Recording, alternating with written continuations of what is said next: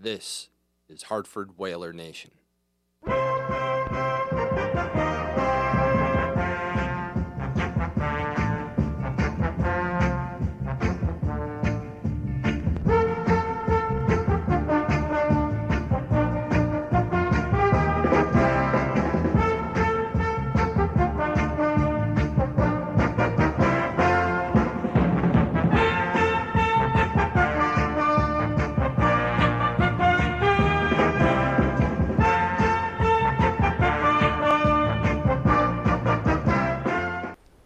Welcome to Hartford Whaler Nation TV. One nation under green. Tonight, we start a new adventure on Whaler Nation TV. And tonight, with Peter Hindle, my co-host, we start on a whole new experience with our Hartford Whalers memorabilia behind us, the Whaler Nation family behind us, and great experience here at Nutmeg TV Studios. We appreciate everyone joining us. This is our Stanley Cup Preview show. You have the Boston Bruins and the Chicago Blackhawks going for Lord Stanley's Cup. That's right. That's right. We got the original 6 teams going at it. It's been a long time since we've seen something like that. We're under this new Whale Nation banner. We have some new props here, and we're actually excited to be under this group, a group that's going to help keep the Whaler name alive as well as look forward to the future and grab on the opportunities in the future. We've got Pucky on our side. Yeah, exactly. Who's always good to have in your corner. And from what we've heard, Pucky is going to be out there doing some community relations events, as well as as we get ready for some of our previous guests in our other show. The XL Center under new management of Global Spectrum, and see how they go about with the Hartford Wolfpack coming into town. But we're here to remember the Hartford Whalers, carry on the tradition of Green Nation, basically. And tonight we're going to talk about the big preview of the Stanley Cup Finals. What did you think of the last series? Were you surprised with Boston, Pittsburgh? Yeah, I was very surprised. I don't think there anyone that wasn't. We had one side we had the Blackhawks versus LA, and the other side we had the Bruins versus Pittsburgh. And Pittsburgh was this big offensive, firepowered machine, and they absolutely got shut down by the Boston Bruins. It's showing the defense wins championships. In 2011, the Bruins had Tim Thomas, and then this time they have Tuukka Rask. It's almost like the same type of play. You didn't really miss a beat there. Got another goalie who's hot. And unbelievable, like you were saying earlier, you have 2 goaltenders that are now coming together for the Stanley Cup Finals with Corey Crawford and Tuukka Rask. And what were their goals? Oh, gosh, yeah. I mean, these 2 goalies are in the finals. They both have 1.74 and a 1.75 goals against average. And then they also have a save percentage of 94 and 93, so they're right there. Exactly. I think that they also have both have 12 wins, I think. So amazing. The goalies are right down the middle. Both teams are very good defensively, as you've seen. They kill the power play. Boston prevented the Penguins from scoring on the power play. Unbelievable. Chicago prevented them from scoring, period. Oh, absolutely. I mean, I think that was the most surprising when you look at the previous series. Pittsburgh was off the hook. And then all of a sudden, they come into Boston, and Tuukka Rask just shut them down, and the defense. And that brings up a great story with Greg Campbell. Gregory Campbell laying down and blocking that shot. But that was the whole team. They all took the shots for Tuukka and put down their bodies to protect the goal. That was probably the most incredible thing I've ever seen in terms of courageous, gutsy in sports. I mean, the guy you saw takes a Malkin slap shot in the leg, breaks his leg, and yet he gets up and tries to help the team kill the penalty. For over a minute. Yeah, I mean, guys, when they break legs in other sports, they're not playing. It's unbelievable. It was one of the most courageous things I've ever seen before. And I got to give a lot of props to the Bruins. It's gonna be a little tough for them losing that guy though into the playoffs, because he was I believe on their 4th line, and he shuts down their number 1 line. So we have to tell you that this is either a good luck omen or a bad omen, but there's a cricket in this studio that's going off right now. And if you hear in the background, we apologize, but it's pretty funny. It's coming from the rain, yeah. That's right. Yeah, it's been raining pretty hard outside, and he's found a dry spot to make no noise. So, maybe he's a Whaler fan. Maybe he's trying to say something. Yeah, he was putting the hex on the Bruins, right, probably. Right. And then you have the other series with L.A. and Chicago. Yeah. And Chicago just shut everything down. Yeah, you would have thought that there was going to go more than both series were quick. I mean, Boston, Pittsburgh was over in 4, and L.A. and Chicago was over in 5. Yep. You know, but they both teams had multiple overtimes, double overtime games. They were hurt. They were tired. Injuries on both teams. What are you thinking for Boston? Boston, except for Greg Campbell, they look tired. Right. And exhausted, just like. Pittsburgh looked really tired. And they were just running around trying to put the puck in the net. But, both teams are very physical. That's what you saw about it. And I think when you get into looking at how L.A. and Pittsburgh fared is because of the physicality of Boston and Chicago. Right. And we're also looking at the, Joel Quenneville was a coach of the Blackhawks, was a Whaler. He's even right up in that he's corner right behind there, me here. Yeah, Joel Quenneville was a Whaler, a good defenseman on the Whalers. And, so he's got a serious tall order. He really does. The Boston Bruins have really come on ever since they passed the Toronto Maple Leafs in that series. It's just been and that goal the other night by Patrick Kane, in the overtime. Just sent that place. And that's a tough place to play in Chicago. Oh, absolutely. Yeah. It's going to be fun to watch that series. Sure. And the Bruins have won. I think they've won 5 straight. Yes. Chicago's been hot. They've won 7 of the last 8. Mm-hmm. So both teams coming in red hot. Not a ton of offense, but I think offensively it favors Chicago a little bit because they got Hossa, they've got Taze, they've got trying to remember the other guy, Sharp, and Shaw. Shaw, the guy, the mess in the middle, because he's sitting there in the middle and he's taking a couple shots, but he also is quite a distraction for the goalie. And Patrick Kane, of course. Oh, absolutely. But the Bruins are so physically dominant on the defensive side that it's they wear you out. Well, what impressed me about the Bruins was not just one. I mean, obviously David Krejci had just a phenomenal. The whole playoffs, he's been on fire. He led the league in the playoffs with I forgot how many goals, but he was on fire. But the Bruins spread the wealth too. There wasn't just Krejci led them, but there was look at the fourth line. The fourth line in the series against Pittsburgh in the beginning. But Toronto, it was the fourth line, the grinders that got it done. You got Sean Thornton, you got Paillet, and Campbell, and they just tore them up. And that'll be if the Bruins go on to win the Cup, that'll be the series that'll be the game. The highlight moment is coming back in the third period, that Game 7 at home against Toronto, and finding a way to almost. I mean, they just willed themselves out of that hole. And, absolutely. And ever since then they haven't looked back. I mean, really, have they been in trouble? They never took their foot off the accelerator.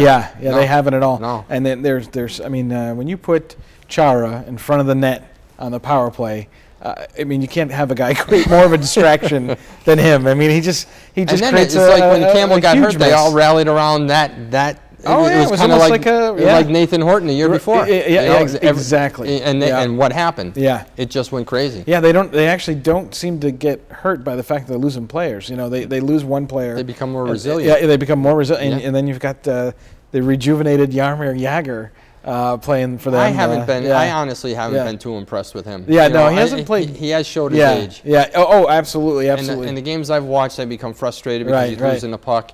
Other people have argued that no, he's playing fine. I really don't think he is. I think he's actually probably losing. He's lost a step. No question. And to have him on the power play, I don't know how much he's contributed. I don't have the numbers in front of me, but it seemed like he was more of a distraction out there. For me, it was. I haven't seen the payoff. No. The age is showing, and he is one of those guys. You wonder if this will be it for him, or I imagine if they win, he might just walk out. We'll go out on top. Winner. As a winner. But he's one of those guys that found a niche with a team, and now is on a cup run. Here he is. It's interesting because in this series, I follow Boston at this point. Until the Whalers return. But really, it's going to be tough for me. Either way, I'll be happy. Yeah. You know, Joel Quenneville winning a cup again will be great because he deserves it. He's a great coach. He's a great motivator. He seems like a general behind that bench. I watched one of the programs on ESPN. No, it was an NBC Sports Network, and it was it 36 NHL 36. Oh, okay, got the 36 hours with the team, and it was the Blackhawks, and I found it really interesting how he goes about his routine and so on and so forth. And I admire the guy. I admired him when he was in Hartford. He's a great personality. Yeah. And then Claude Julien. He's passionate, but he kind of lets his guys do what they need to do. Right. It's interesting because they both teams have so many similarities. We talked about the goaltenders. We talked about some of the stats, some of the scorers. But they're both also adversity where, like we were talking about Boston coming over that Toronto 7th game. Well, the Blackhawks came back from that 3-1 series deficit against Detroit and showed adversity coming back and winning Game 7. Absolutely. That series, I honestly couldn't believe that Detroit jumped out that fast. They did. Yeah. I couldn't. I always thought that Chicago was a better team. Right. And Detroit made them wake up a bit. Right. Kind of like what Toronto did to Boston, though. Right. Yeah. And it was interesting to see how quickly the Blackhawks were able to dispatch the Kings because, Jonathan Quick was just insane. That was. There's some 5-game series that feel like they're 7, and sometimes they just feel like they're longer than they are. Jonathan had surgery last year after the season, right. And it just seemed like he just didn't have that extra step. Right. I don't know if he was just tired. I mean, it's a long season, even though it was a half a season, but it was a quite demanding season. Yeah. Because they were moving. I think they talked about over 500 games were canceled. And that was a lot of mismatch. You had players all over playing with different players. Some players were taking a break. It was kind of a season where certain abilities. It was kind of, so you did see a bit of that. I think you've seen that a little bit with Yager, as you said, him getting a little bit tired, some of the players getting a little bit tired. You've seen some injuries, obviously, on both sides. Oh, sure. I think we're looking at a long series, though. I don't think we're looking at a 4-game. They have it set up where I think they play this Wednesday. It's actually June 10th today. And then they play Saturday for a big draw. So they got the first 2 games, Chicago. And then you got games, for 2. Just 2? Yeah, 2. Okay. Then they do 1-1-1. Okay. Yeah. All right. But I think we're looking at 6-7 games. I really feel like the Bruins are unbeatable. I really do. However, I am kind of thinking that Chicago does have what it needs to do. I think it's going to level the playing field. I think you're going to have 2 of these Goliaths that are left when it comes down to the end of the year, and I think we have a matchup physically that either they're going to hurt each other or they're going to kind of back off and let them play. I don't know how it's going to go. It's going to be interesting because both teams are very physical, and which really slowed down Pittsburgh and LA because they're wide open hockey teams. So it'll be interesting to see. Now, being a Whaler fan, Bruins game that you can remember in the Civic Center.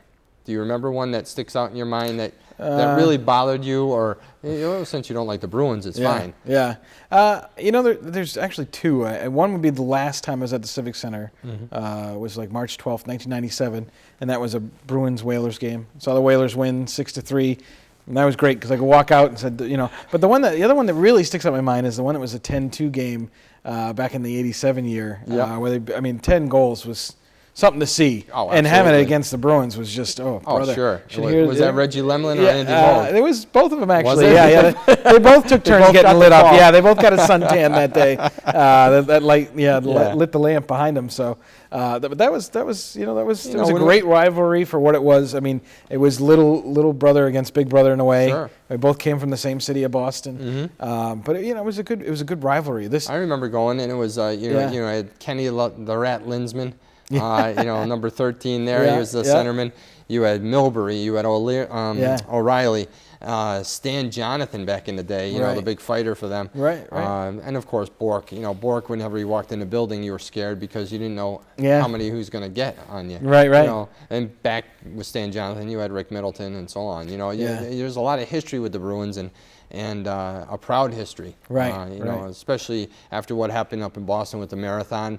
The team really embraced the city. That was another firing point. On Whaler Nation, it was posted that the young man who lost both his legs went out in the wheelchair with the American flag. You know, there's a lot of heart in that city. Yeah, that definitely helped fire him up. I mean, you know, like I said, this is going to be one of those Boston Bruin teams that you're not going to forget about. You know, going down the road. They already have a cup. Most of these guys were here for the cup run. You know, a couple of years ago. Yep. You just changed goalie. It's like you got a different engine in there, and they're ready to go. And people counted them out. They thought once Tim Thomas left. Right. There was no goalie available. And Tuukka Rask has really stepped up to play. He stepped right in his own. Yeah, because he was, I think he was there in the 2010 run. He backed him up. Right. Yeah. So, you know, if they win a cup here and they put 2 and 3 years together.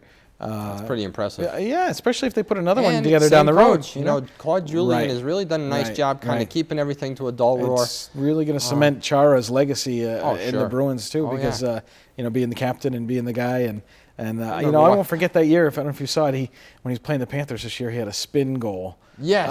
Which for a 6'8" guy to just spin. It was just, you know, it wasn't. It was just amazing. So, you know, Chara's going to have one of those careers now in Boston. He's going to be one of those guys that, you know, at first it was going to be Tim Thomas, but you know the way he split.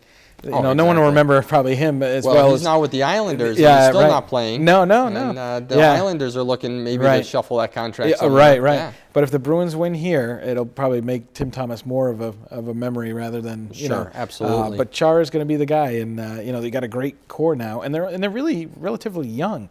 Lucic is not old, and they're not hurt, and that's the most important part. Right. You know, they're going to have a couple days rest, as you said, they're going to play on Wednesday. Right.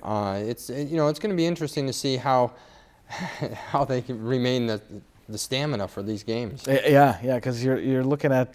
You're getting a break between a couple days between the games, but this is just got a feeling it's going to be a physical series again. It's like, you know, it's like last year. I mean, look at last year with New Jersey and L.A. Right. Traveling back and forth across the country. It's got to really wear you down. And now you got Boston and Chicago. Right. It's a short flight. Yeah. It's not too long. Yeah. You know, they're not going to be, you know, it's not going to be too bad for them. So. And this will be the last time you might see an original series for a while, because the last one they had was in 1979. You saw Montreal beat the Rangers in 5 games. So now Detroit is moving to the East next year. So you only have one original 6 team in the West. Absolutely. And you got 5 in the East. So it's going to be rare to see original 6 teams. And it was posted the other day, that article on Facebook about when was the last time Canada celebrated a Stanley Cup. That's right. It's been quite a few years. Oh my gosh, yeah.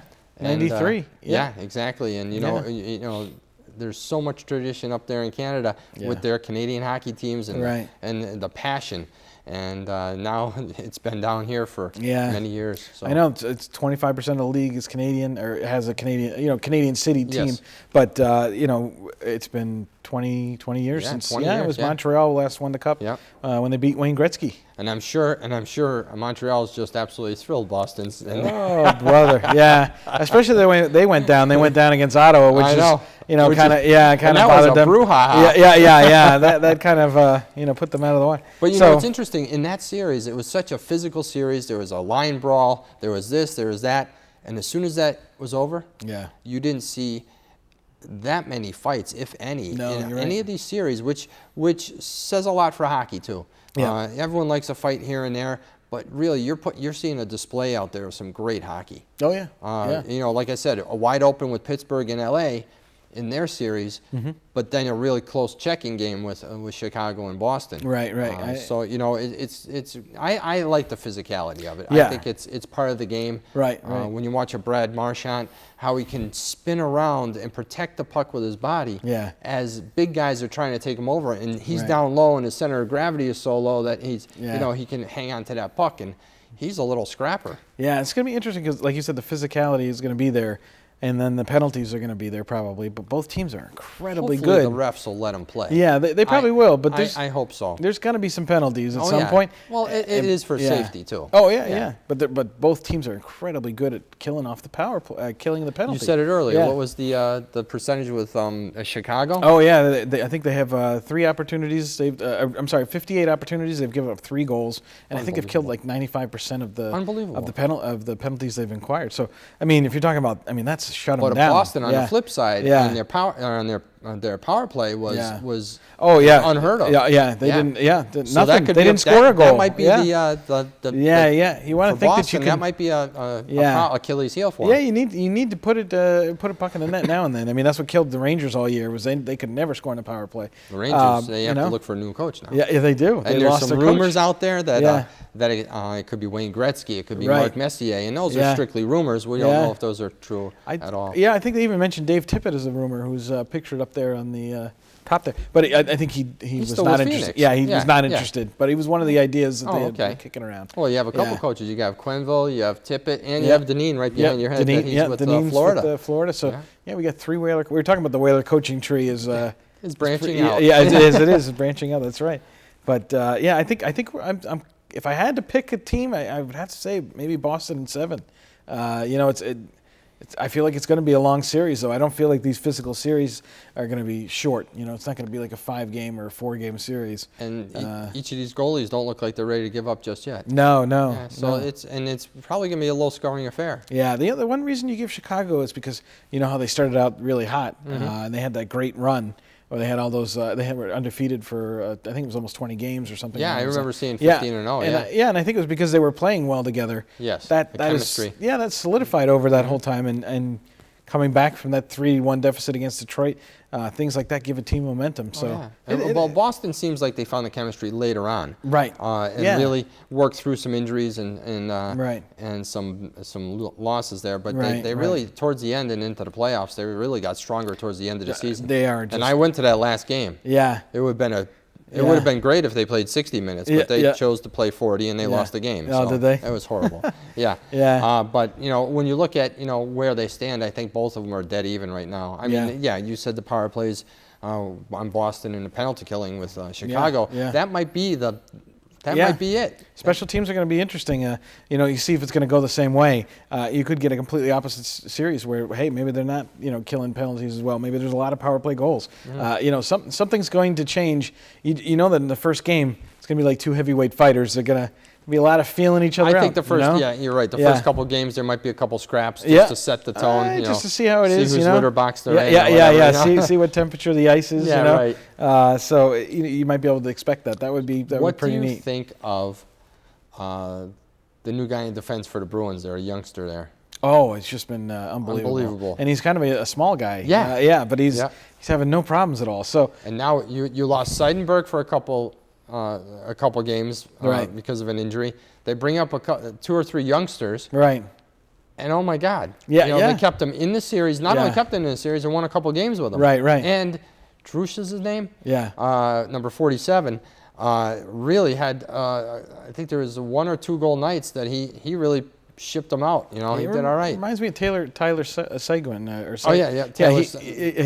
was a rookie. Sagan, I think Sagan. He was a rookie running up with the team in 2011. Yeah. He was only 19 years old. Yeah, 19 years old. Unbelievable. He was complete and competing, and so I think what they wanted to do is remember was it Mark Recchi was on the 2011 team? Yeah, in 2011. Yeah, 2011 team, and I think they were thinking that Yager would be that guy this year. Yeah. The leadership, the veteran. The veteran leadership. I mean, I understand that. Yeah. But still, I'm not sold on him. No. I really. Hey, he's got 4 or 5 games maybe to prove something. And he's won a couple Stanley Cups, so it's not like he hasn't. And he played with some great players over in Pittsburgh. Right. A lot of tradition there with the Hockey City.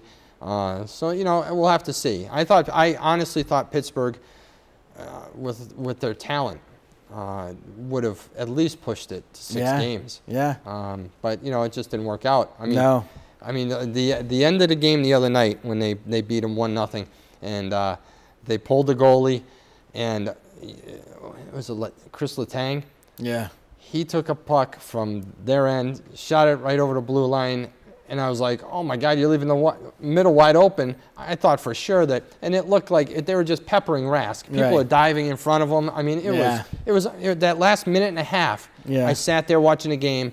And it was like I was at the game. Just on the edge of your seat. Oh, making that last-second save against Jerome Nigin.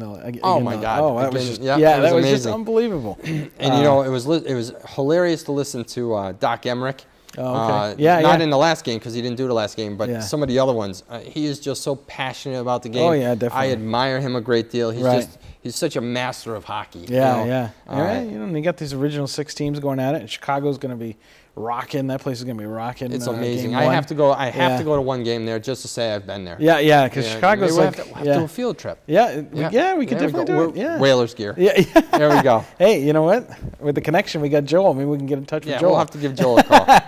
So he might have to win the Stanley Cup. That would be great. Maybe he'll come. Maybe he'll come here. Yeah, exactly. We just stick it right here on this table. Would that be nice? He does have some ties to Connecticut still, so hopefully he'll come back here. Yeah, that would be great. He can be a guest on the show. A couple years ago. So. Yep. So so going forward, we have a couple minutes left in the show. Yeah. What do you think we're going to do now with regard to Whaler Nation TV? What do you see as our main focus? I guess it's going to be, we're going to be stoking the fires, as they say. Beating the drum. Beating the drum. Developing some community relation projects, keeping the Whalers in the forefront. Keeping the tradition and some of the things that that are going on, keeping the old ties with the new ties. Like we just talked about Joel Quinville, who still comes back to Hartford and has been to Fan-iversarities and he's been to Fan Fest. Fan Fest. Yep. We've got a lot of good things coming up that we can still draw from. Even though that the AHL is still going to be the Rangers, there'll be chances at games maybe to deal with some Whaler memories. And sure. One of the greatest times we talk about all the time was when they honored the Whalers and raised Francis's number and Deneen and Samuelson's. Yep. How great that was. Even last year when they did the Hall of Fame with the Howe family. The Hall of Fame. I mean, when you look at that, Mark Willand has done a great job with the Connecticut Hockey Hall of Fame. That's right. It's a great thing. He had a great presentation last year. Unfortunately, the people just didn't come out to see it. They wanted so much more attendance, and for one reason or another, people didn't come back. What we have to do as Whaler Nation is we need to continue pushing this forward. There was an article in the paper the other day about Hartford possibly being the best selection for an NHL city. Right. It's out there. Hartford's name is still out there. Oh, yeah. We have to get our state and our local governments to want to be a major league city again. Right. I mean, that's the most of the problems seem to come from the state. The state does not want to push for the NHL unless they hear from the public. If the public is behind it, then they tend to listen. And we need to have someone who wants to buy a team. Right. And the other thing Big one, yeah. Yeah, exactly. Another article, we only have about a minute left, is they announced $35 million in renovations to the XL Center. Right. These are all things that are going to be happening. Whaler Nation will be following it. Sure. Whether it's on Facebook or Twitter. Yep. It's one of those things we have to continue to be out there and be passionate. Right. I think it's going to be an exciting new venture here on Whaler Nation. So what do you see us going from here? The new venture that we're starting on. What do you think we got? I think we've got plenty of things to go forward with. We're going to keep stoking the fires and keep it going. We've got a lot of NHL-rich history to draw from, and we've got some new community organization development projects we're going to be running. So there's a lot to do. Over the summer it's going to be a little bit dry until we get into the hockey season. We have to see what we can do with the XL Center, the new management group in there with Global Spectrum. Right. The tradition is here, so let's see where we can go with it. That's right. As we part ways our first show, thank you for joining us, and remember, one nation under green. Have a good night.